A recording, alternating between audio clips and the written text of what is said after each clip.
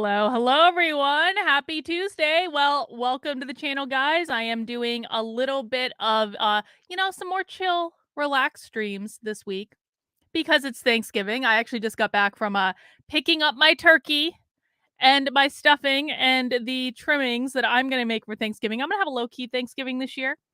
I will be brining a turkey in molasses and soy sauce and honey for you nosy types. If you're doing something fun with your turkey, you let me know. I was actually like kind of shocked at how chill the supermarket was this year. I don't think I've ever actually seen it kind of like no one was fighting over turkeys. You didn't have to pre-order anything. I was actually a little surprised by that, given some of my experiences in years past. But that's not what we're here to talk about today. I want to do a stream where I basically want to download some of how I think about analyzing the current state of affairs and the process that I used in order to correctly predict that there was not going to be a red wave. And I predicted that 6 months ago. And I stuck to it even when every single conservative pundit said that I was wrong, even though I took a metric ton of grief for it, all over the internet for saying that you guys are not going to win. You're not going to have a good night. And I was ultimately proven to be correct. And I wasn't sure I was going to be, but when I was not surprised. And the reason I was not surprised is because I used some pretty specific ways to predict what was going to happen. And I want to download those to you guys today. And I just want to talk about it. I want to talk about how I analyze social systems. I want to talk about how I analyze trends, how I analyze language, and things like that. And hopefully you can use this to predict election outcomes in the future, impress your friends, piss off your enemies. Who really knows? So that's what we're going to talk about today. And Phil, oh my God, this is a separate topic. The right is being so fucking stupid right now. Like ridiculously stupid. Do you guys know how many times I've seen people on the political right say something to the effect of the violence will continue until the drag shows stop? Are you fucking retarded? Honestly, are you fucking retarded if you're saying this stuff? Like, you think that threatening violence is going to win you anything, conservatives? I mean, good luck, I guess. But I think, I dubbed Carlin's razor today on Twitter just about 15 minutes ago. I'm sure it will not become a real thing at all. Um, but I dubbed Carlin's razor on Twitter, and I basically said, if given the opportunity, conservatives will make the worst possible decision. And calling for violence to enforce your standards of morality is absolutely the worst possible decision you can make. But you know what? There's nothing I can even say anymore. There's nothing I can even say. So, guys, we're going to be talking about psychology, using psychology to analyze social systems, and how I use that to predict the election outcome today. But before we jump into that, I just want to let you guys know that I've got a couple other things going on per usual, couple orders of business. Number one, if you want to support the work I'm doing, I would greatly appreciate it. And I do try to give lots and lots and lots of extra perks to my supporters. The best ways to support the work I'm doing are to become a member on Patreon, anywhere from $5 a month all the way up to much higher levels. If you would like to give me more money, I will greatly appreciate it. I promise to be a good steward of your dollar. You can become a patron on there. And you can also become a supporter in my locals community. Locals is really where you're going to get the most interaction out of me. It's where I spend most of my time. You can become a supporter in locals for $5 a month, $50 a year. You can make a one-time gift. When you do all those things, you get access to lots of cool perks, like 2 Zoom calls every single week. We just did one last night that was 5.5 hours long. We started at 7 p.m. We were up till almost midnight 30. That is not a joke. We really do spend that much time together. These calls are private. They are unrecorded. You can talk about whatever you want to talk about. And they're really great. We actually have one coming up tomorrow at noon. So if you join my locals or my Patreon today, you're going to be able to get access to that Zoom call tomorrow at noon. And let's be honest, some of you are about to head out, spend some time with your friends and family, and that may not be exactly what you want to be doing. And so instead you can come spend some time with us. You can get whatever you need to get off your chest. You can get a little bit of sanity in amidst the holiday chaos. So you can get that by supporting my work by becoming a supporter on Locals or on Patreon. You can also join on Substack if you want to. I don't normally post like community Zoom links out to Substack though. So if you really want to get on those Zoom calls, Locals or Patreon is where you want to go. And you can find out more information about that by going down into the description below, activelyunwoke.com/support, and you'll have the links to be able to do that. I also want to let you know that, of course, this is Tuesday. And what that means is that this is not the only stream I will do today. This is but the first stream that I will do today. And we will be back at 9:30 tonight with Joshua for Nothing Remotely Controversial. If you have any burning questions about what's going on in the world that you would like Joshua to psychic for you, we will be happy to do that tonight. Nothing Remotely Controversial is a lighthearted look at the news. We have a great time. Even if you don't believe in psychics, that's totally okay. Fun fact, there's actually a lot of overlap between the psychology I'm going to talk about today and what Joshua does with his psychic magic. Joshua's actually very into psychology himself. He always has been his entire life. He actually probably in some cases knows more about some aspects of psychology than I do, which is rather ironic. But that's part of what makes it so interesting. Nothing remotely controversial. So interesting is Joshua is not just doing like psychicking and tarot cards and stuff like that. He is actually very, very wise when it comes to psychology and how human beings respond to things in the real world. And so you're going to get a little bit of both on that. So join us at 9:30 tonight if you haven't already. It's really, really fun. And I hope you guys enjoy it. And then tomorrow we're going to be doing a Schools Exposed investigation stream at 5 p.m. because last night one of my spies in Fairfax County, Virginia, sent me the social emotional learning survey that the Fairfax County schools are sending out to students in the 8th, the 10th, and the 12th grade. I published it last night on my Substack, carlin.substack.com, KARLYN.substack.com. It's also on my Twitter, not this Twitter. It's on the Actively Unwoke Twitter. You can see the whole thing. Fairfax County schools are asking some shocking questions of their students. And it's not clear to me, to be quite frank, if the parents actually know this survey is going on. So I have the complete survey. You can view it on my Substack or on the Actively Unwoke Twitter. And we're going to talk about that tomorrow. And we're also going to just look into Fairfax County schools in general, kind of poke around, see what we find. Fairfax County, Virginia has been ground zero for a lot of activism that's been going on in the schools on a national level. And I'll also tell you this. So conservatives were so excited in 2021 when Glenn Youngkin got elected governor of Virginia, and then he issued an executive order on day one, quote unquote, banning critical race theory. And I said the very moment that I read that executive order, Glenn Youngkin didn't do shit to ban critical race theory. I know that because Glenn Youngkin made exactly the same mistakes that they made in New Hampshire. And so critical race theory is still alive and well in Virginia schools. I know that. You know that. Glenn Youngkin knows that. Even Republicans who are claiming they banned it know that. And so we're going to look into the Fairfax County schools tomorrow. This might be a nice long investigation stream. We're going to have to see how it goes, but you can join in at 5 p.m. These streams are really great. They're interactive. You can investigate too. This really is like a live investigation. So what we're going to do is I'm going to read through a bunch of documents. I'm going to poke around their website. I'm going to show you exactly how to navigate school websites to find out what the schools are teaching your kids using publicly available information. If you want a sample of what these live investigations are like, I have a whole playlist on my channel. We've done Chicago, Cambridge, Portland, Oregon, Seattle, San Francisco, I think we did, Austin, Texas. These are not full investigations, but it's enough to give you guys an idea of how these things work so that you can take this knowledge and apply it to your own school district wherever you live.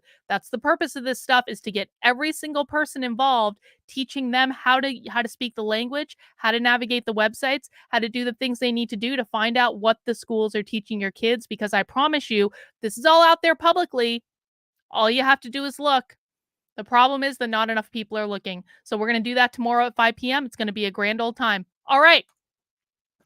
Let's get started, guys. Let's talk about And this is literally just going to be a stream of me talking. I'm going to interact in the chat. So if you have questions, please feel free to chat them in. But what I want to talk about is how I analyze social systems, specifically in regards to applying it to predicting election outcomes.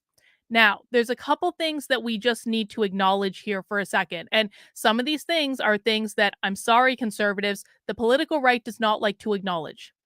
Number one, elections are won by getting votes.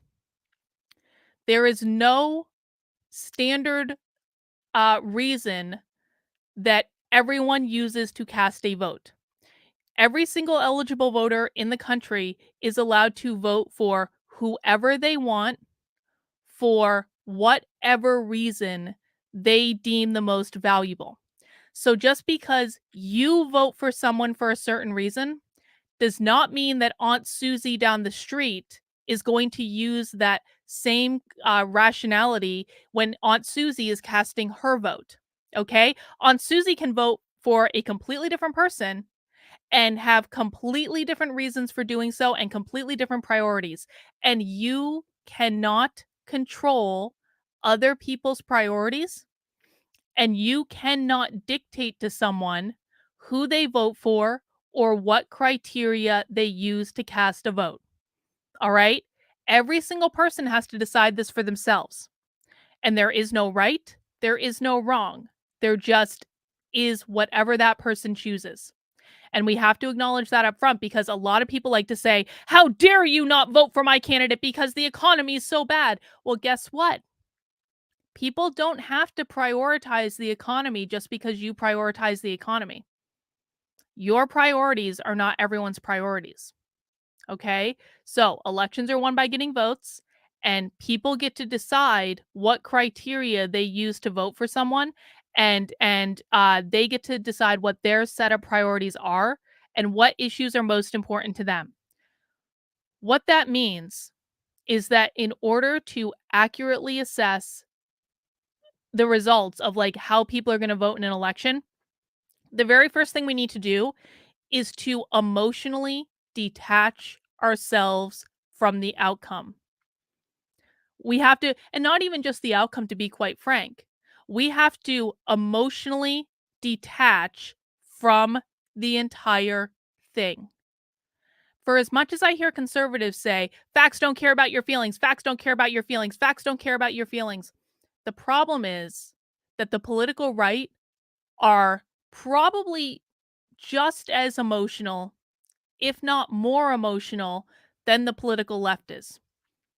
If you are emotional about what the outcome is, you have an exactly zero chance of accurately predicting what that outcome is going to be, because you're not analyzing it on an objective basis. You're analyzing it, inserting your own bias into it, and that is going to completely cloud every single judgment that you make about the situation. You cannot be emotionally attached to what you are doing. Now, this is easier said than done, and I will be the first to admit that.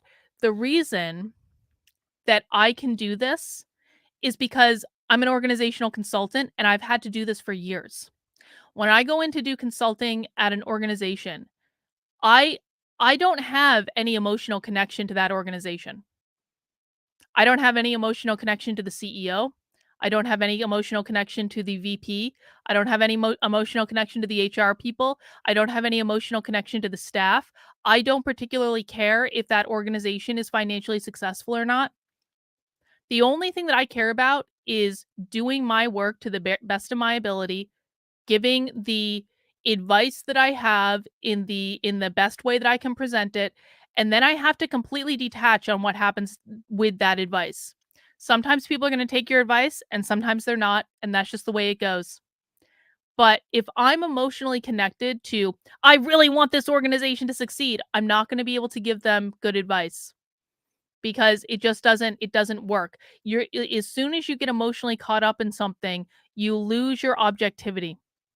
This is particularly important in organizations where, like, if I'm working with an organization, and this actually has happened before, where I work with them for like a long period of time. sometimes like you develop favorites. It's just the way it goes. Like in some of my I don't do much of these anymore, but like I used to do these consulting contracts with organizations where I would basically work with them for a really long time and coach multiple employees within the organization. So I'd be coaching like, a dozen people within the organization or something like that. And when you do that, you develop favorites, and it gets difficult because sometimes you have to go and talk to the CEO and say, "Okay, for the success of your team, you need to fire the person that I really like."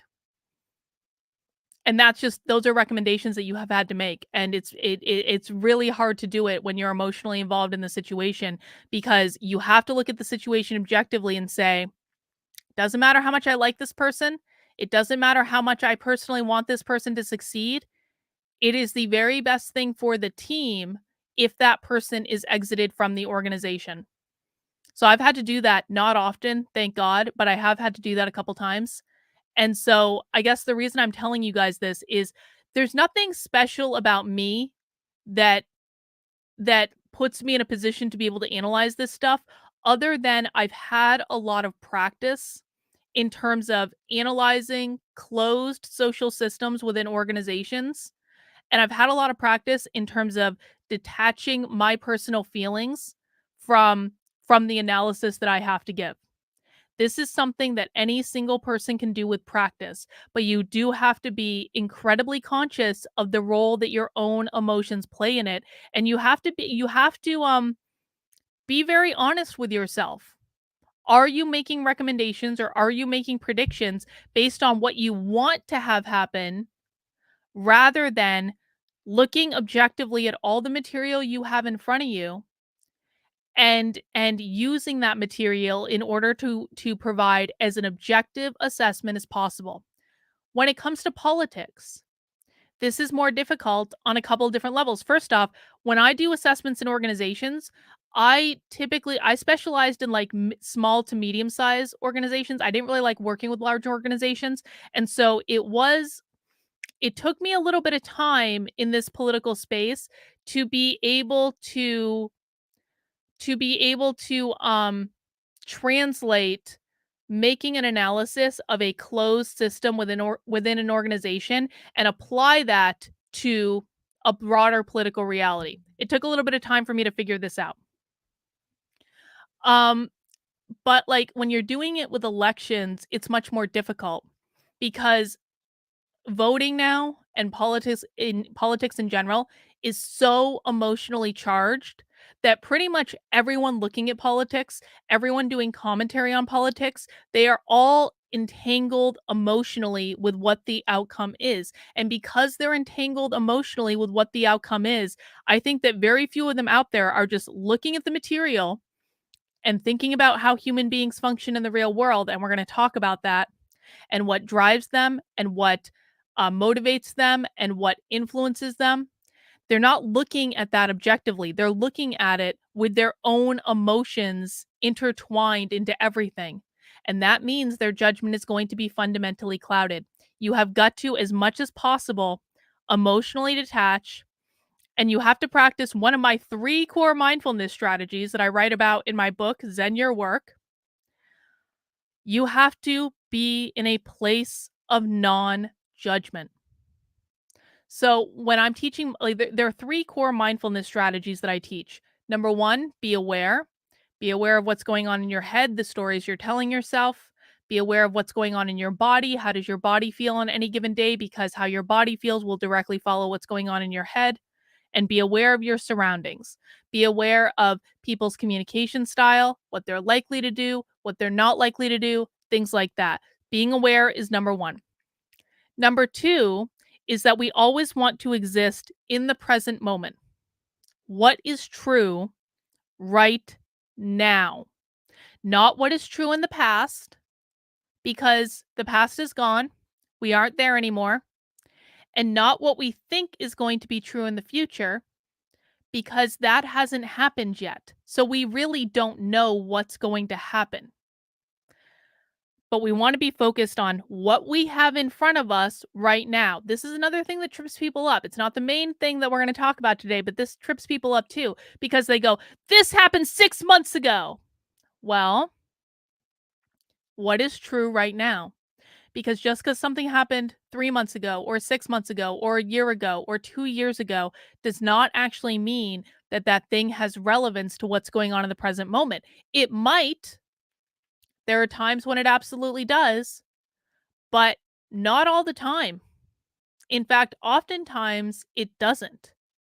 But we trick ourselves into believing it does because it allows us to make sense of the world around us. People invented time, and yes, people did invent time, to be able to have rhyme and reason about what they were experiencing in the world. So we almost inherently believe that things that happened in the past influence everything about where we are right now, and things that are happening right now are influencing everything about where we're going to go. But that's not necessarily true. Sometimes things happen in the past and they have absolutely no bearing on what is going on right now. Sometimes they do, sometimes they don't. You have to be detached and look at it objectively to figure out which one it is. But the most important thing in terms of detachment is the third mindfulness principle that I teach, which is practicing non judgment. What it means to not be in a place of judgment is I'm looking at this pink thing of yarn right in front of me right now. This isn't good. This isn't bad. I don't have any emotional connection to this thing. It's a pink thing of yarn. I'm not having any emotional reaction to it. I'm just saying I'm holding a pink thing of yarn. That's all it is. When it comes to politics, we can look at something like, say, the draft decision of Roe v. Wade getting released, and we have to look at that in a non judgmental way. What does that mean? It's not a good thing that it got released. It's not a bad thing that it got released. I'm not in favor of it getting released. I'm not opposed to it getting released. I'm not cheering that it got released. I'm not complaining that it got released. I have no connection and I am assigning no meaning to the fact that it got released. All that I'm looking at is the fact that there was a document that was private that has now made its way into the public zeitgeist. That's not good. That's not bad. That's not for my team. That's not for their team. It just is. It just is. This is just a pink thing of yarn. This is just a black thing of yarn. They're not better. They're not worse. I'm not having a more emotional reaction to one over the other. These are the things that we need to get in practice doing. And this, again, might actually be harder than people might think, because we almost instinctively assign value to things without even thinking about it. We say, I'm out of coffee and this is a horrible thing. Or, like, instead of saying, I'm out of coffee and that gives me an opportunity to go to Starbucks and I haven't had a fancy latte lately and wouldn't that be nice? Like you can always look at something and assign multiple values to it based on the perspective that you have. But if you're just jumping right in and saying, this is good, well, you're going to react in a way that is placing an emotional value on that. If you say, this is the most horrible thing that has ever happened, well, that's going to have a different emotional reaction. And if you have any emotional reaction at all to what is going on right in front of you, that means that you are not objective about the thing that you are analyzing. This is going to be the most difficult part of analysis for a lot of people, is you have to picture yourself. This is what I do anyway. You have to picture yourself almost as if you're on a ledge with a balcony. You're not going to fall off or anything.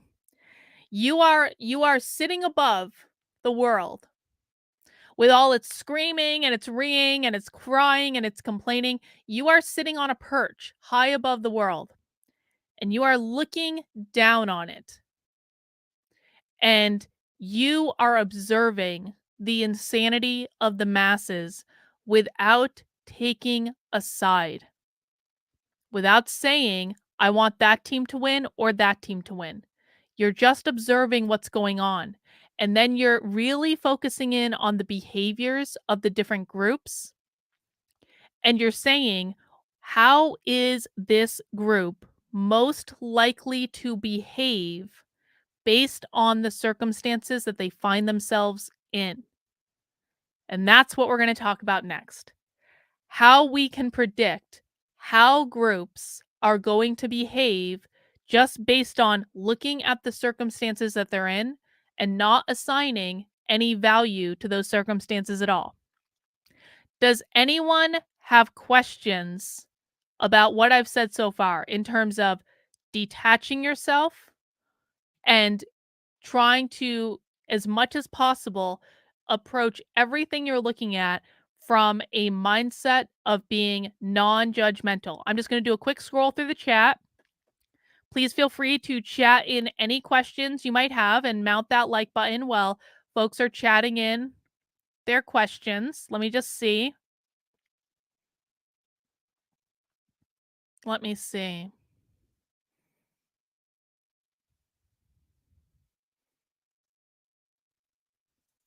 Red Room Diecast says, is it because people think that there is a type of hive mind when it comes to voting? There is a hive mind when it comes to voting. There is. And we can predict what that hive mind will say and what that hive mind will think.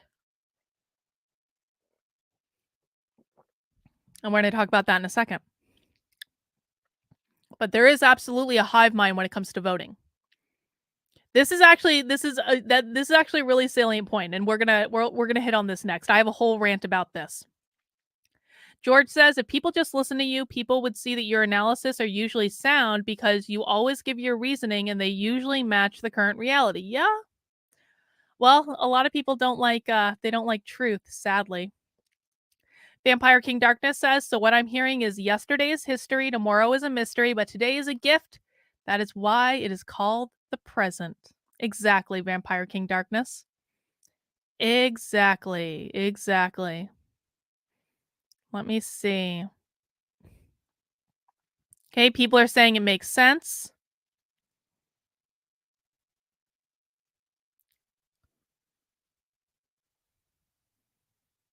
It's all good, American legend. I totally understand. That's why there'll always be a recording. Anthony says, how can you confidently predict the actions of group of peoples when people are naturally chaotic? Aha. Because people are creatures of habit, and it is extremely easy to predict how groups are going to act. And that's what we're going to talk about next, Anthony. Listen, one of the things that I hear every single time from conservatives when I make predictions about how conservatives are going to act and what is going to happen is the very first thing I hear is, stop generalizing about us, in exactly that tone of voice. And then they say, you can't do that, we're all individuals, in exactly that tone of voice. And they're wrong.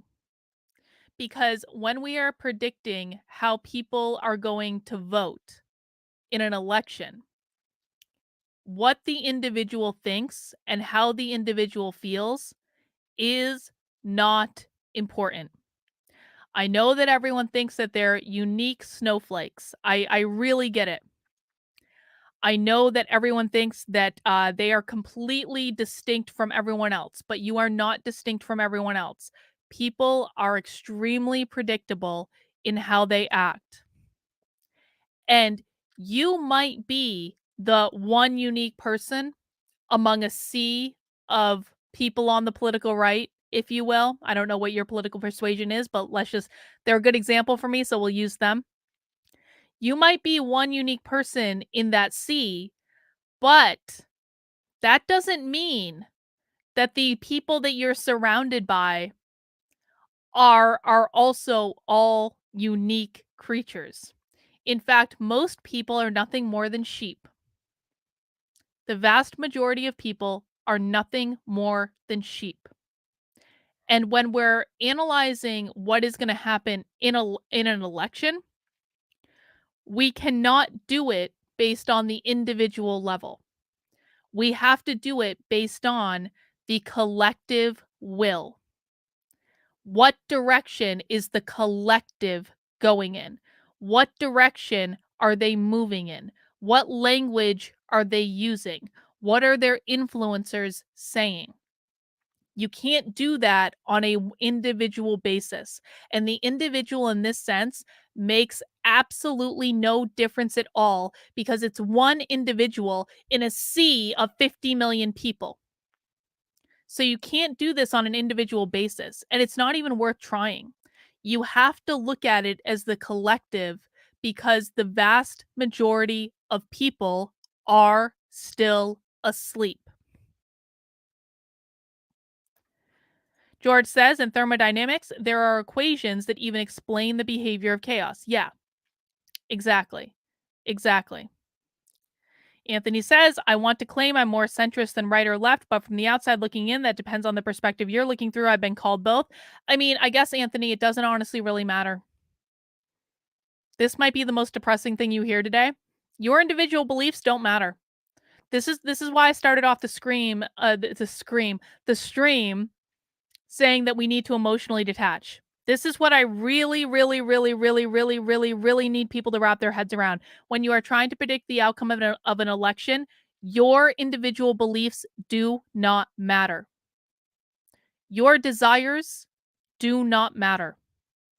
Your wants do not matter. Your tribe does not matter.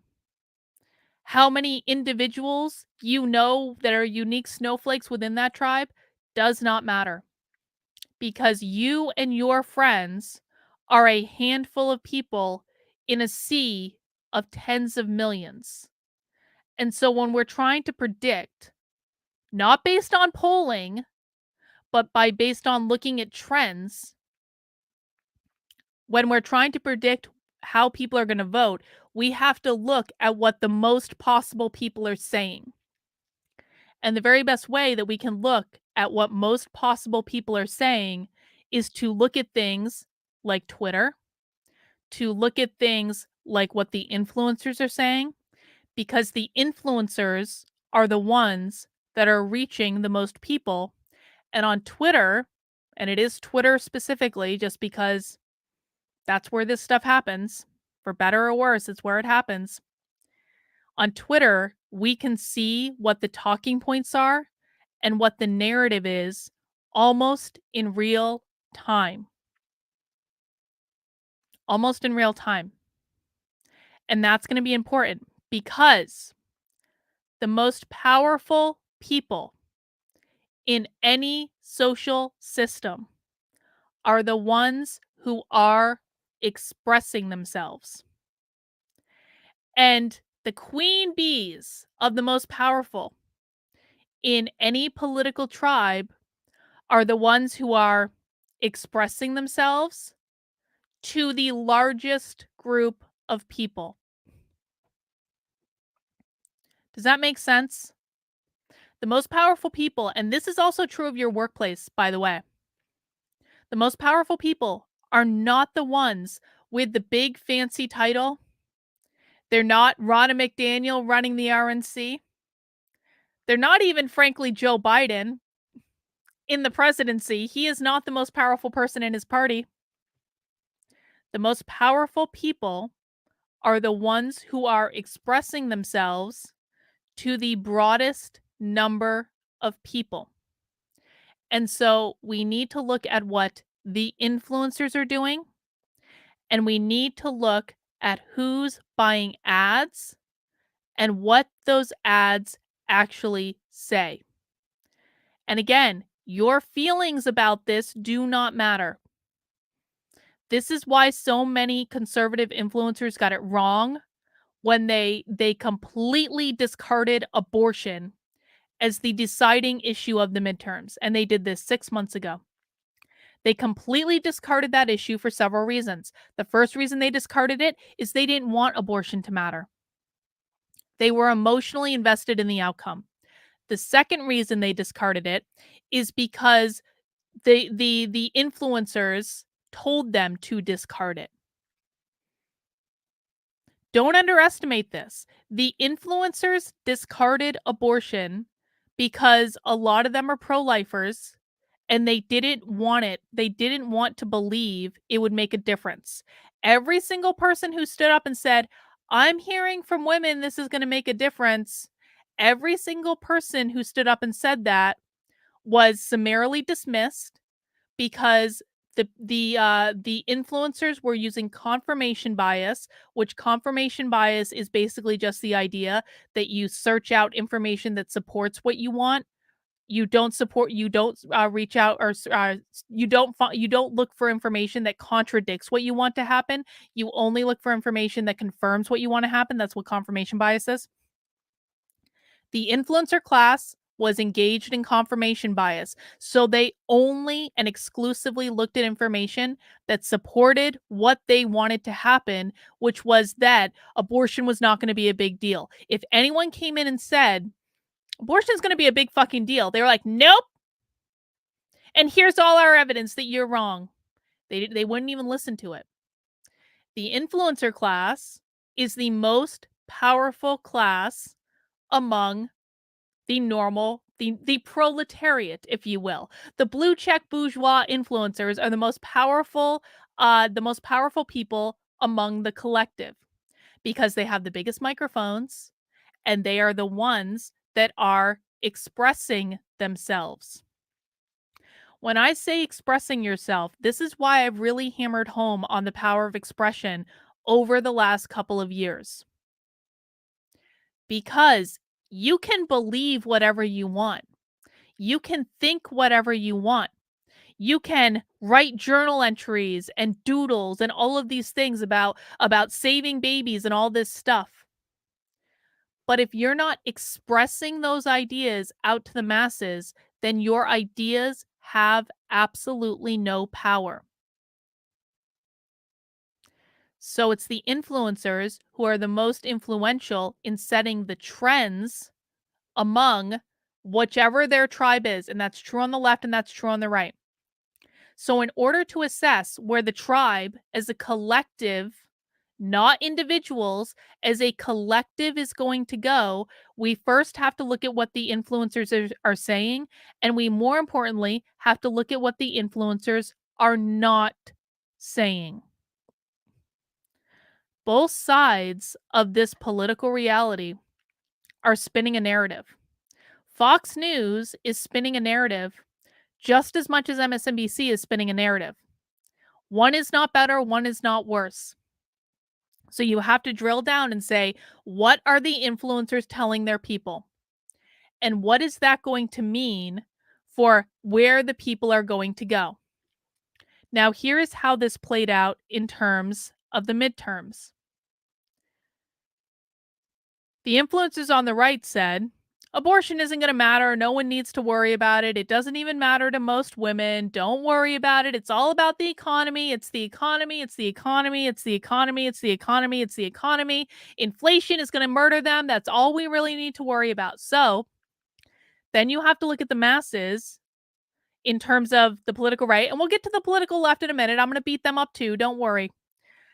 Then we have to look at the masses in terms of the political right and say, okay, they're listening to these people.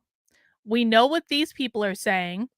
What that means is that the right is going to firmly believe that inflation and the economy are going to be the number one issue. What happens if the political right believes that inflation and the economy are the number one issue? Well, if they believe that those things are the most important thing to voters, then what do you guys think? This is actually a pop quiz. I'm gonna test how much you're paying attention. If the influencers are saying that inflation and the economy are the most important issue, and the collective on the tribe of the political right believe that that inflation and the economy are the most important issue, then how does that dictate that the political right will act in terms of the election? What is the most likely behavior, do you think? And I am looking for answers in the chat. That average people who are listening to these influencers are going to take if they truly believe that inflation and the economy is the number one thing that is going to drive the election outcome. What do you guys think? This is just logic, guys. I'm not using a poll. I'm not using anything else. If I believe that the inflation and the economy are the most important thing, what am I going to do about the election? They won't and didn't address their opponents. That's right. Exactly. Connie says passivity. Exactly. Exactly. Tristan says they might get complacent. Oh, I would say they got complacent all right, didn't they? I would say they definitely got complacent. All the talk is about inflation and the economy and they disregard everything else. Yep. They will go to confirmation bias and think only inflation and the economy are the most important. Exactly. Exactly. Now, what happens when they start with that assumption? Okay, inflation and the economy are the most important. Well, we're not in power right now, so we can't do anything about the inflation and economy. So what we have to do is just basically sit back and not get involved and just say, "You know what? The Democrats are shitting the bed. Your gas prices are going up. We're not Democrats, we'll do better." The right got incredibly complacent because their influencers influenced them to believe that inflation and the economy were the most important issues. You'll notice what the masses didn't do, though. They didn't question if that was true. And this was the downfall of the right. They didn't even bother to question if that was true. They just did what their influencers told them. And because no one questioned what the influencers were saying, they didn't campaign on the right issues. They didn't even, many of them, even bother to get out of their easy chairs and do anything. They engaged in a ridiculous amount of hubris. They said, "We're just going to win no matter what because it's just the economy, stupid. I don't know what you want me to say. It's just the economy." And they sat back and they waited. And their actions left a massive opening. And they didn't even realize it. So now we know what the political right's going to do. Political right, disregarding abortion entirely. They've said to their audience, here is what matters. And because the audience believed them, the audience fell into a state of complacency and hubris, and they didn't do what they needed to do in order to convince voters to vote for them. Now let's look at what happened on the left. Okay? The left grabbed onto the issue of abortion as soon as the draft decision of Roe v. Wade was released. They latched onto it. They hammered it.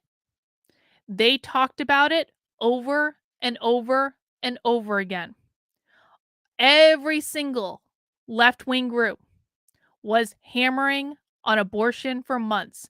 And it wasn't just being hammered on to their audiences. This is another mistake that the right made. The political right was hammering on issues to their audiences in their echo chambers. The left went out and raised a metric ton of money to be able to pump abortion ads into everyone's home every single day for 6 months. Now, what did I just say about the most powerful people in any social system are the ones who are expressive? The most powerful people are the ones with the biggest megaphone who are expressing themselves out to the masses. Let's look at the levels of expression we had on the political right and the political left. On the political right, you had the people with the loudest megaphones speaking into an echo chamber. They were speaking to the people who already agreed with them. They were only speaking to the people who are already on their team. The political left was, of course, speaking to people who were on their team. However, the political left was also buying ads. And ads are speech. Ads are expression. The political left spent significantly more money on advertising than the political right. And not only were they spending more money on advertising, they were hammering the same issue over and over and over again. And had anyone been paying any attention at all to what the political left was saying, they could have easily predicted that that was what the left was going to do. In fact, I did predict that that was what the left was going to do. And so all the time that the influencers on the right were saying, abortion, no one even cares about abortion.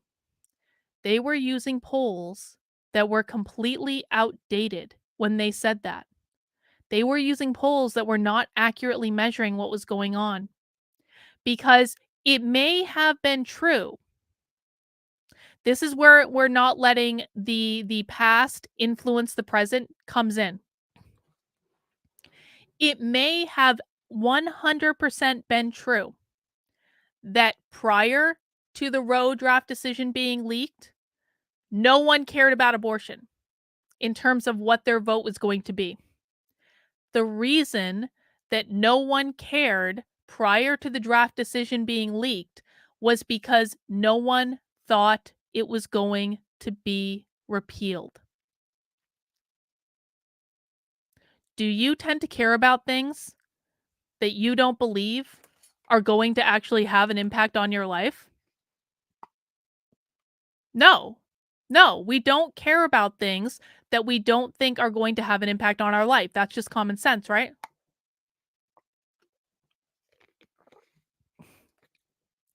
But the minute that you start to understand that something is going to have an impact on your life is the minute that you start caring about it.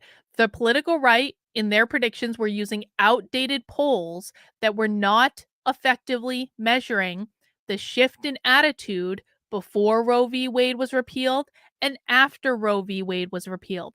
The political polls that the right was counting on was also not taking into consideration the fact that the political left was expressing themselves to the largest possible audience by doing multi-million dollar ad buys in every single swing state where abortion was going to be an issue to make sure that people cared about it.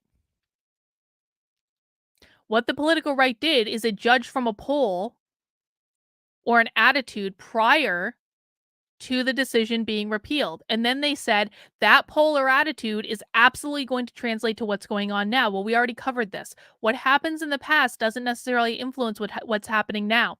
And if circumstances change and the influencers change and the influencers start hammering a cohesive message not only on their regular shows as part of their regular talking points, but then they're also investing tens of millions of dollars in ad buys, you can already see who the most powerful person in the room here was. Between the political right and the political left, in terms of expression of an idea, expression of a belief, which was more powerful? And again, you have to detach yourself emotionally. You may not like the political left. You might think they're garbage. You might think they're idiots. You might think they're crazy. You might scream baby killers. But the fact of the matter is that if anyone had looked at the situation objectively from a detached standpoint, they would have had to admit that the political left was expressing themselves a whole lot more powerfully to a whole lot more people. That is how you predict who's going to win. That's how you predict it. It is very, very, very simple. The most powerful people in any social system, whether that be a small business, a large corporation, or the entire country, the most powerful people are the ones who are expressing their ideas the most frequently to the most number of people. It is not who is the highest on the totem pole. It is not who has the fanciest title. It is not who has the most money. You can be just some guy off the street with a webcam, I suppose, and end up getting yourself into a position where you are communicating with millions and millions and millions of people. Tim Pool did exactly that. So the way you can predict elections is by looking who is expressing what and to how many people. You also have to listen to what people are actually saying. And you cannot exist in an echo chamber if you're going to do this. You have to be sure that you are listening to what people are actually saying across the political spectrum. So, how I analyze trends, and I'm in a constant state of analyzing what I think the societal trends are. I'm just like I do it without even thinking about it. I have ways set up to do this. I pay very close attention to the language that people use. I pay very close attention to the current talking points about the current thing. And I do this by segmenting my echo chambers. What does that mean? When I'm analyzing information, I have one column in which I am looking at people on the political right. And only people and news outlets and influencers on the political right are in that column. That's it. I am looking into the echo chamber. I have another column where I'm looking at people from the political left, and that is the leftist echo chamber.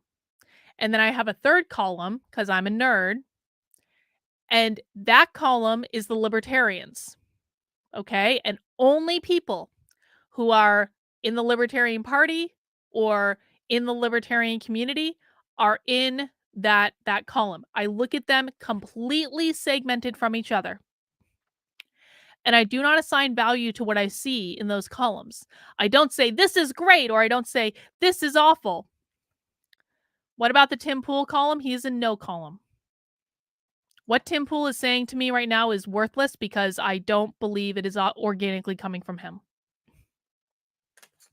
I can find out what Tim Pool's talking points are from other people.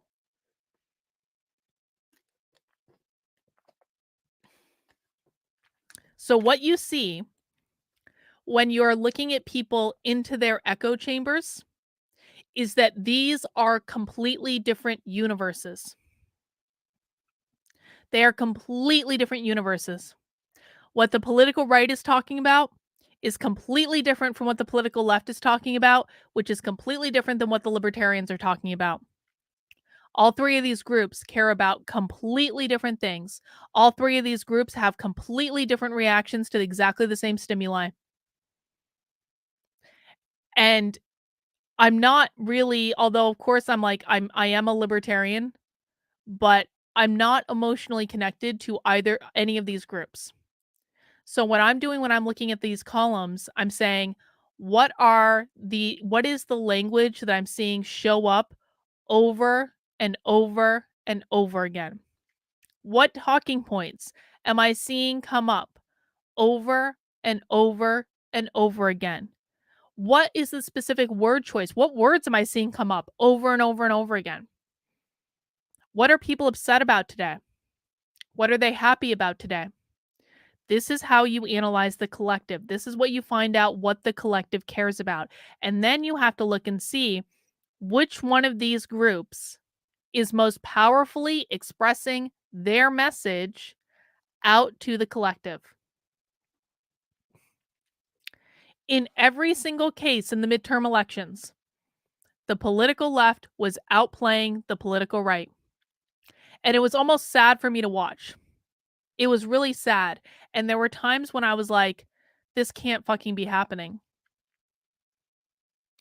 But the fact is that at every single turn, the political left was about 3 or 4 months ahead of where the political right was.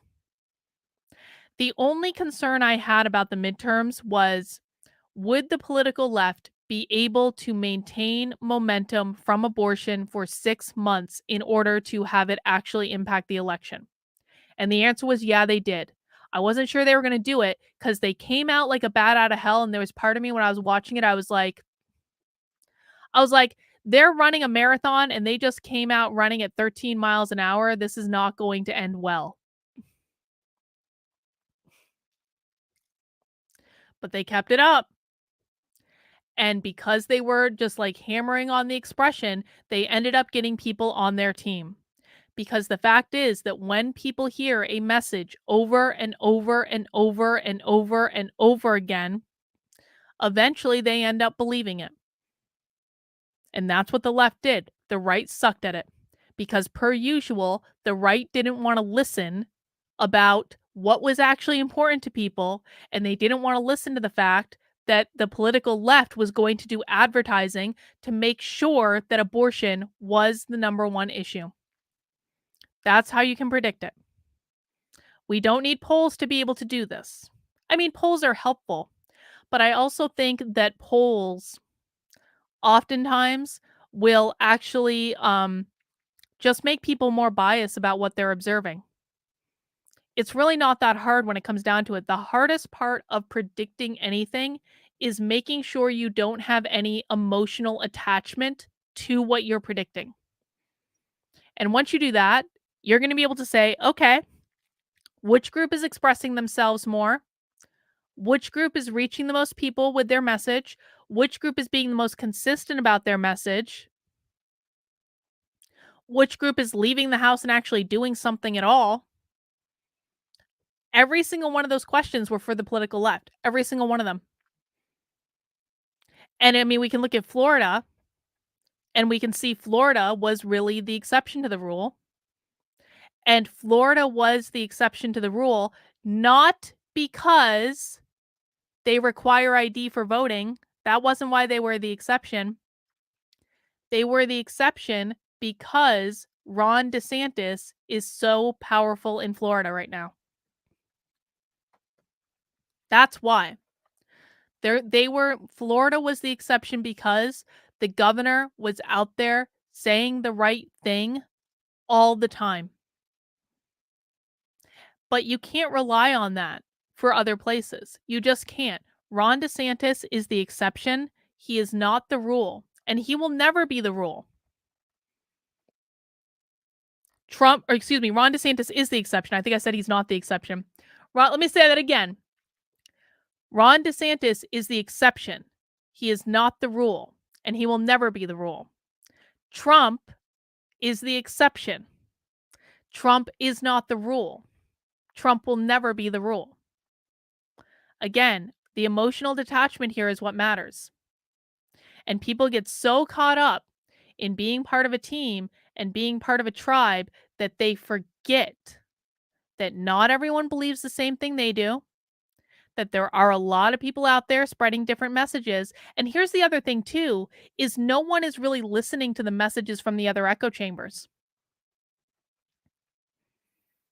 I know virtually no conservatives who actually listen to what the left is saying.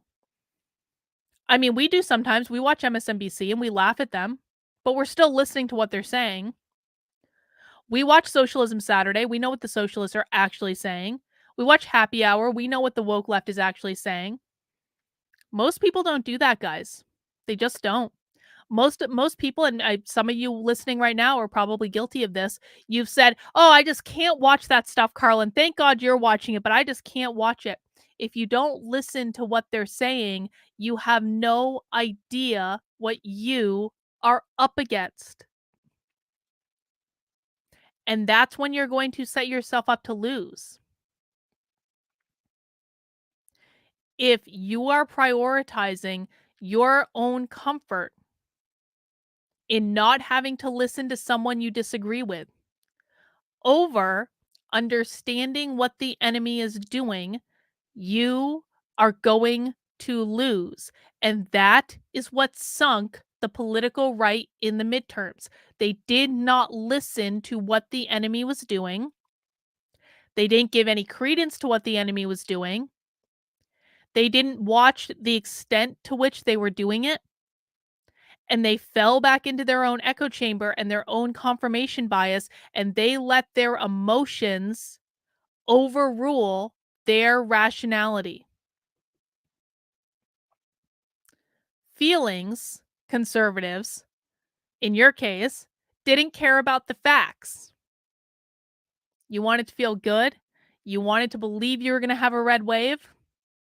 And you didn't let facts get in the way of having those feelings at all, and that was what sunk you.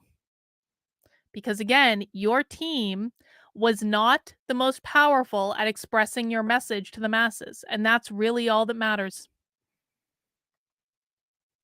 And we can talk about ballot harvesting and all that stuff and, was the left better at it than you? Well, they were, but that doesn't matter because the left was also more powerful at expressing the message, and the people who are most powerful at expressing the message are the ones who are ultimately going to win. Even if that message is bad, even if that message is annoying. One thing that the political right needs to get a lot better at is taking in information they don't want to hear because they really suck at it. And as soon as I say that, I'm going to have someone say, well, Carlin, the left sucks at it too. Well, that doesn't actually excuse your behaviors. Because I was telling you this, and the instant that I opened my mouth, I was told, you're just a leftist that wants to kill your children. That's because you were emotionally attached to the issue and you weren't looking at things rationally as a result. And because you were not looking at things rationally, there was a lot of things that you missed and a lot of mistakes that you made that could have led to a much larger or much better outcome than what you got. Oh, Metastep, this is another great point. But they do it too. So what? The right now is doing this, by the way, with political violence, and this is really pissing me off. Well, the left engages in political violence. Why can't we go shoot up a gay nightclub? Are you fucking shitting me? And before anyone says, we're not doing that, don't generalize about us. Yes, you are doing that. I've been seeing it on Twitter all day. I have people in my replies right now are doing this. The left is engaging in violence, so we have to as well. Are you shitting me? Like, does anyone hear themselves? Carlin's razor. If given the opportunity, conservatives will make the worst possible choice every single time. So that's how I predicted it. I looked at where I thought the collective was going. And I want to really hammer on this point again because again, this is something that anytime I try to make a generalization, I'm instantly met with don't generalize about us, Carlin. Well, the fact is that you have to look at where the masses are going. When I say the collective, that means the masses. Doesn't mean you and your feelings. It means the masses. And you could see where the collective was going a mile away. The collective on the conservative right was going towards inflation, economy, inflation, economy. And the collective on the political left was going abortion, abortion, abortion, abortion. And the political right wasn't buying ads, and the political left was, and the political right wasn't out there actually doing anything in terms of campaigning, and the political left was. And you can look at these fundamental facts and say, one side has momentum and the other does not. And your feelings about those sides are not relevant in the discussion at all. Do you guys think that I liked and enjoyed predicting that the right was going to get their asses handed to them? That wasn't convenient for me. That didn't make me feel good. That wasn't what I wanted to have happen. But I had to look at the reality and say, this is what's going to happen, and you deserve it to happen because you're not listening and you're not expressing what you believe and you're not getting your message out there and you're engaging in complacency and hubris.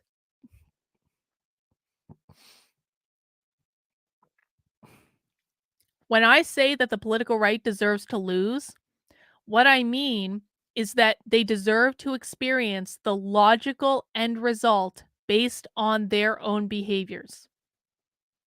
And in the midterms, in the 2022 midterms, their behaviors of complacency and hubris and not listening to the other side and not paying attention and being dismissive of everyone who didn't agree with them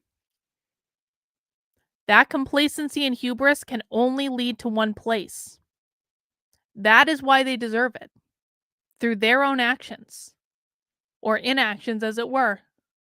The political left, regardless of whether I agree with them or not, they got out there. They shouted their abortion. And you might not like that they're shouting their abortion, and I don't necessarily like it either, but they're still out there shouting. And guess what shouting is, guys? Shouting is expression. And that expression got them on the news. And then the people who are paying for that expression started buying ads everywhere, hammering the same message over and over and over and over and over again. Expression still has an impact regardless of whether or not you personally like what someone is saying. It doesn't really matter. So what I really hope happens from this is that the political right learns that A, they cannot exist in an echo chamber only with people who agree with them and have any hope of ever winning again. B, I hope that they get a lot better at expressing themselves. There is a reason that I have been begging you guys to do things and go to rallies, and not just Trump rallies. This is the mistake that the right makes. They're like, we go to rallies, we go to Trump rallies. Well, guess what? No one who doesn't already agree with you is going to that Trump rally. Literally, no one who doesn't already agree with you is going to that Trump rally. So, no, it doesn't count. You have to go do things where the people are. You have to go do things at, like, the state fair or in the park, or petitioning, walking up and down Main Street. Or even going to the school board meeting. You have to go to where the people are. You have to get into new audiences. And this was the advantage the left had because they raised so much money that they were able to push their message into independent voters' audiences.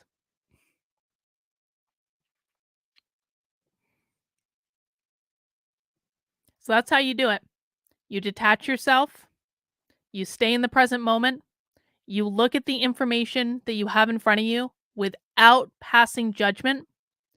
You look at which side is being the most expressive to the widest number of people. You look at which side is engaging in the most confirmation bias. You look at which side is reaching those independent voters the best and expressing their message over and over and over and over and over again. And that's the one that's going to win every single time. That is the one that's going to win. And that's how I did it. And that's how I'm going to keep doing it. Because it works. People are very predictable. Most people want to be told where to go and what to think from their influencers. If you pay attention to what the influencer class is saying, you're going to have a really good understanding of what the vast majority of the base thinks. Not everyone, but we do have to generalize when it comes to this. You can't look at every single individual person. You have to generalize, and you have to say, if the masses believe this, what does that mean for how the masses are going to behave objectively? If the masses believe that the ability to choose is a fundamental human right, then what does that mean about how the masses are going to behave? Would you behave kindly if someone took what you believe is a fundamental human right away from you? Or would you go out and say, fuck you? I'm going to vote against you every day of the week, and I'm going to vote against everyone in your party just to prove the point. And how you feel about the issue does not matter when you are making an analysis and making a prediction. Patrick says, wait a second, are you saying you actually have to work and vote in order to win elections? Yes. Yes, you do. But you don't even have to work that. You know what the thing of it is? It's not even like the conservative right has to work harder than they're working right now. They have to work smarter than they're working right now. That is the big problem. It's not about working harder, it's about working smarter and not being complacent. And stop making excuses about your lack of expression and your lack of getting off of your damn couch and doing things.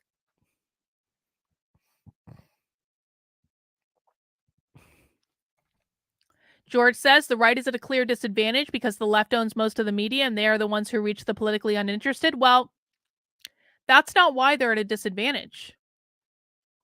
Did the right's influencers tell them to do anything? What did, like, in regards to like the right has influencers. The right has Tucker Carlson, Dan Bongino, Dinesh D'Souza, Daily Wire, the Crowder. The right has influencers. What were the influencers telling them to do? What were the influencers telling them was going to be the most important? Because the conservative right, I mean, this happens on the left too. This is not just a right issue, but like they cling onto their influencers. I've never seen anything like it. They cling onto their influencers as though they are the sole arbiters of truth. What were their influencers telling them? This is not a case of, you know, like, woe is us. We don't have the media apparatus the left does. Okay. Would it have mattered if you did? Would it have mattered at all? I don't think it would have.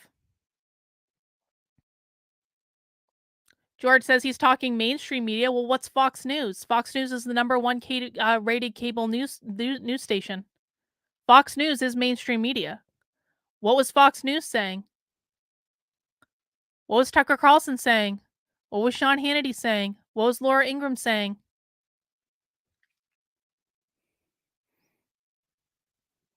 Dan Bongino has just as much viewers as any of the mainstream media.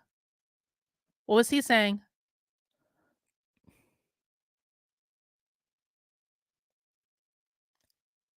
If the political right makes excuses about the left owns all the media, what are we to do? We can't express ourselves. I'm going to say bullshit because you didn't use what you had. You didn't lose what you had. You use what you had at all. If you aren't going to use Fox News or Newsmax or any other like mainstream influencer, and yeah, I think people like Dan Bongino and Dinesh D'Souza, they are mainstream influencers. They have a huge audience. The Blaze, Glenn Beck, huge audience. What were they all saying? Yeah, they said red wave coming, red wave coming, red wave coming. And so if the mainstream media is saying red wave coming, red wave coming, red wave coming, that means the audience, the collective is going to go, nothing to see here. We're the silent majority. We show up to vote. Whereas the left, I said this right before the election too. The left started talking about how the polls are rigged. The polls are rigged. The polls are rigged. The polls showing all these right-wing people catching up to us. They're all rigged. Why do you think left-wing media did that? They wanted to activate their base. This is one of the stupidest things that right-wing media did. Right-wing media was like, red wave, guys. Red wave. It's going to be a red wave. Don't worry. You ain't got nothing to worry about. Whereas left-wing media was like, guys, we're seeing these polls that say that the right wing is catching up to us here, and we think they're all fake. But you just should know that all of these polls are saying the right wing is going to catch up and kick our asses.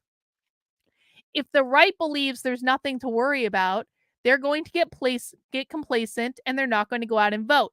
If the left believes that everything is about to fall down around them, that means they're going to get their asses to the polling station at fucking 9 a.m. to make sure their vote counts. This is the impact of influencers, guys. If your influencers are telling you there's nothing to worry about, then the audience of those influencers are going to get complacent. If the influencers are telling you there is something to worry about, then people are more likely to go out and do things.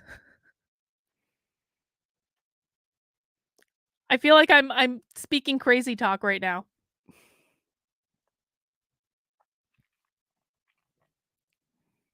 Let me see. I got a super chat coming in from Dragon Water. Is this why the left is constantly telling their side is in mortal peril? Absolutely. They're playing on the fight or flight function in the brain.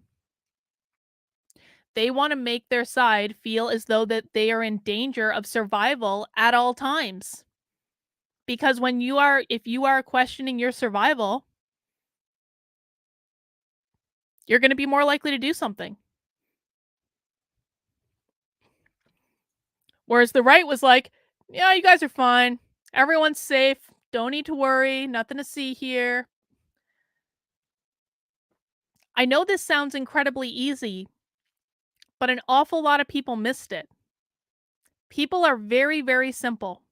At the end of the day, psychology for most people is very, very, very, very simple. We are going to do whatever it takes to survive. If we feel like we are in danger, we are more likely to go out and do something. If we feel like something is going to cause us pain, we are more likely to do something about that or try to avoid that thing.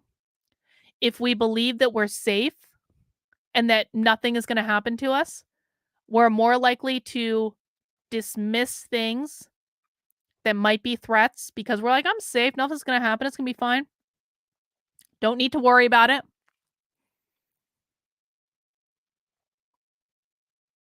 I know everyone likes to think they're a complex and intricate snowflake, but they're really not. They're really not. Most people are incredibly predictable. And it is where most people get it wrong is they're too emotionally connected to the issue to offer an objective analysis. So that's what I really wanted to talk about, guys. I'm more than happy to answer questions in the chat. I do have this super chat from Jenny's Getting Inky with it. Thank you. When people blindly believe influencers, they become idols. Idolatry serves no one in the end. I mean, and that's true on both sides. That is true on both sides. Red Room Diecast says it could have been because the right was screaming red wave so much Republicans stayed home. I feel like it's like the when Hillary had a 99% chance to win, the wrong message was given. That's exactly right. That's exactly right. And that's why you get your ass out and vote no matter what. The same thing happened in Georgia, by the way, not this time, but in 2020, where after the election and they had that runoff, how many Republicans went to Georgia and were like, don't vote, guys. It's all rigged anyway. Don't vote. By the way, that was one of the stupidest things Republicans ever did. And I'm not saying that election was rigged. That election was perfect. I'm offering an example, YouTube. But like fucking Ali Alexander and Lynn Wood in Georgia in 2020 literally went to Georgia and said, guys, don't vote. The election is rigged. And I'm like, what the fuck are you doing? What the holy hell are you idiots doing? Why would you tell people that? The right's own influencers literally telling them don't even bother. The same thing happened in Arizona. Did you guys see the videos from the lines in Arizona where once word got out that there was like a problem with the ballot machines, voters in Arizona literally just gave up. Did you guys see that? Once people in line to vote, literally standing in line to vote, heard there were problems with the voting machines, people got all into a huff. Like, ugh. And they left the line, and who knows even if they came back to vote or not. Those were all Republican votes, guys. Every single person that walked away because they heard that there might be a problem with a ballot machine in Arizona was a conservative vote. That was a vote for Carrie Lake. That was a vote for Blake Masters. You don't know if they came back or not. And that was all because the influencers convinced everyone that there was rampant fraud And there was no point in voting anyway. And here's the other thing too, is when you're talking about what the influencers are saying to people, you always have to make the assumption that people are going to interpret it in the most extreme possible way they can because half of people are morons. Half of people are below average intelligence, okay? They're not smart. So even if you mean it in a nuanced way and you're like 73% of voting machines are not working today, but that just means that there are still 28% that are working, and you can just use one of those 28%. I'm making those numbers up. They have no basis in reality. But if you say that to someone and they're standing in line, they're gonna be like, "Ugh, there's no reason to vote anyway," and they're gonna stomp away, and then they're not going to vote. Elections are won by getting votes. So if you're telling your people not to vote or you're giving your people a reason not to vote, guess what's going to happen? They're not going to fucking vote. It's so stupid. AD with an interesting question. Carlin, in your dissertation, you use a grounded constructivist theory. Wow, you're bringing me back right now, AD. Are those theories akin to worldviews and psychologies, i.e., CRT intersectionality?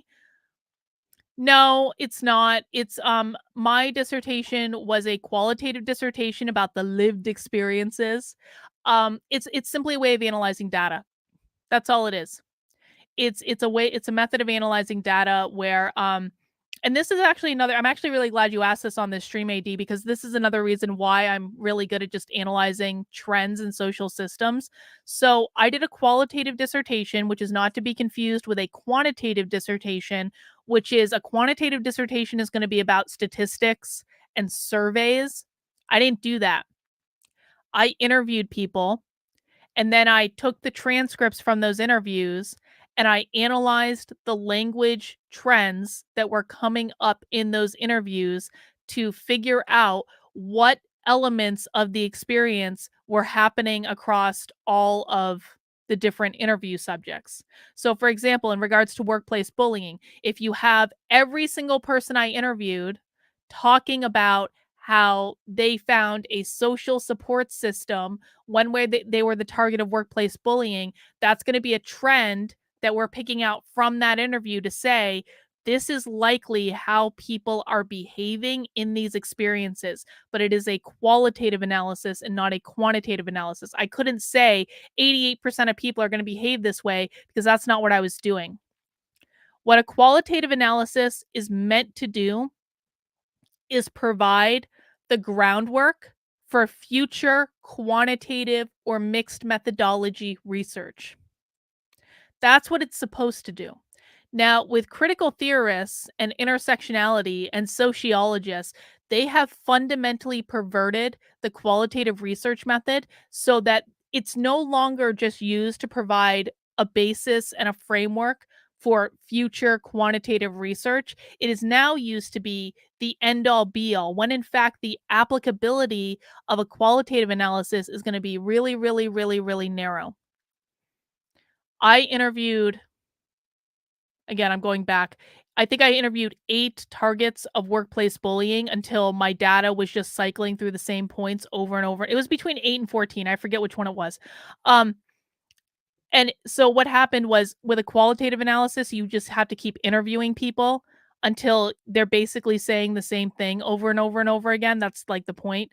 And then you analyze the trends and you use that to conduct further research later. What's happening now is they're taking one interview, so you don't know if you're even developing a trend or not. They're taking one interview and they're saying, this interview is the end all be all of what the lived experience is. That is not correct. That's one person. That's one lived experience. Just because one person is saying something doesn't make it a trend. So I can understand why you might think that they're related, but really what the critical theorists are doing in higher ed is perverting the research method that I spent 2 years doing, um, and analyzing. And you pay me for that knowledge. You just did. You just did, but we can talk in locals if you like. Anyway, But that's how I got so good at being able to that's part of the reason is my dissertation and, like, the qualitative work. It's also has to do with, like, organizations and being able to go in and assess things really quickly. I think it's important to pay attention to language. It's important to pay attention to what most people are saying. And again, this is another mistake that I hear especially from conservatives, and that it's just because I hear it the most from them that I'm saying this comes from conservatives, is if I say something like that conservatives don't wanna hear, the very first thing they say is, "I don't believe that," or, "I don't know anyone else who has said that."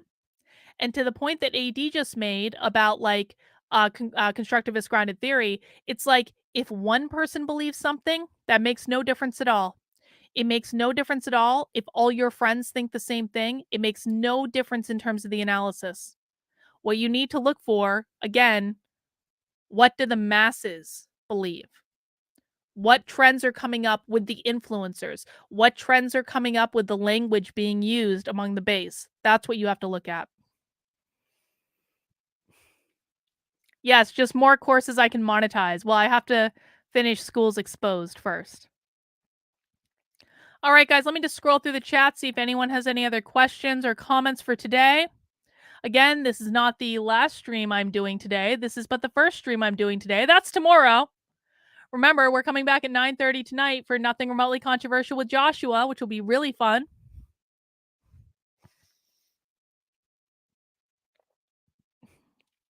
Let me see. I don't think there's anything else for right now. Did you guys enjoy this? Did what I say make sense? Oh, God. Real Republicans have a job. Real Republicans have a job. We can't go out. Do you This is one of my biggest pet peeves of conservatives is like they're always like, we can't go out and do things because we have a job and the left does not have a job. And I'm like, bro, the left controls every major institution in this country. They control media, they control academia, they control corporate America, they control the government, they control Hollywood, they even control religion at this point. And you're going to tell me that they control everything and they don't have jobs? Clearly some of them do have jobs. They're your bosses. They're your bosses that are making you go to the diversity training that you're complaining about having to go to. How dare you tell me these people don't have jobs? You literally work for one. But again, it's that like they're so distracted by their emotional connection to the issue that they can't look at it rationally and say, how did the left become more powerful if none of them have jobs? Because they all have jobs. Or the important ones have jobs. The ones you need to worry about have jobs, but you're focused on the ones that don't? Why are you focused on the non-influential people? You got to focus on the influential one, man. It's not that hard. No, don't ask Joshua embarrassing questions, please. Leave him alone. You guys make me be so protective over Joshua. My God. Yeah, Phil says I do. Phil, you do a lot. Come on. You do a lot. Oh, Reagan says these streams are so good. They are my favorite of the content you put out there. They are absolutely worthy of monetization. I appreciate that, Reagan. Thank you. Yeah, and I do actually, guys, let me bring this up real quick. If you want to learn how like some intro stuff to this, I haven't really talked about this that much. What? Oh, because I spelt it wrong. I haven't really talked about this that much, but I do actually have, if my website wants to work. There it is. If you go to activelyunwoke.com/work, or you can just go to unwoke.work, you can actually find my people reading course. And you can get a disc profile too. I sell them on the website. I haven't publicized this that much because I'm not even showing it to you. I haven't publicized this that much because I'm going to be doing something with it. I was hoping this year maybe next month, but it's probably going to be after I get Schools Exposed launched at this point. But you can actually go in and learn how to people read, which is it's a psychological thing. It's basically how to assess their disc profile without needing them to actually take the disc profile. It's about the different personality types, the different communication styles. This is live on the internet right now. It's an on-demand course that you can complete in a couple hours, and I think it's pretty interesting. I'm pretty happy with it. Judy took it and she said it was a good course. I appreciated that. So this is available right now. Again, this is kind of like something I haven't really talked that much about, but I was planning to at some point. It's up, it's ready to go. You can get into the course, you can take your own disc profile, whatever you want to do. But that might, if you really like the psychology stuff, that would be a good place to start. Red Room Diecast says these types of streams are better and more informative than anything my professors ever said. Excellent. Excellent. I'm really glad you guys like them. All right, guys, I'm going to wrap it up for today. But remember, I will be back in 3 hours with Joshua for Nothing Remotely Controversial. And tomorrow, we are going to do a Schools Exposed live investigation of Fairfax County, Virginia. That's going to be at 5 p.m. It might be a long stream. I have a feeling we're going to undercover. We're going to uncover a lot. We're going to read a lot of documents. We're going to see what's what going on in one of the epicenters of fighting back in the schools, and we'll see what good a job Virginia has done. We'll see what's actually going on. So I'm looking forward to that. That's going to be tomorrow at 5 p.m. Come join me with your pre-Thanksgiving plans. I'm going to have to make my turkey brine before I get on the stream and get my turkey soaking in that brine so it'll be all ready to go for Thanksgiving. But guys, that is all I have for right now. Please mount that like button on your way out the door. Subscribe to the channel on whatever platform you're watching on if you have not already. And I will see you tomorrow, or I will see you later tonight, rather, at 9:30. And I'll definitely see you tomorrow at 5 p.m. for Schools Exposed. And Dragonwater says, bye. Have a great break. Break something streaming. A great break in streaming. We'll go with that, Dragonwater. All right, guys. Have a good one.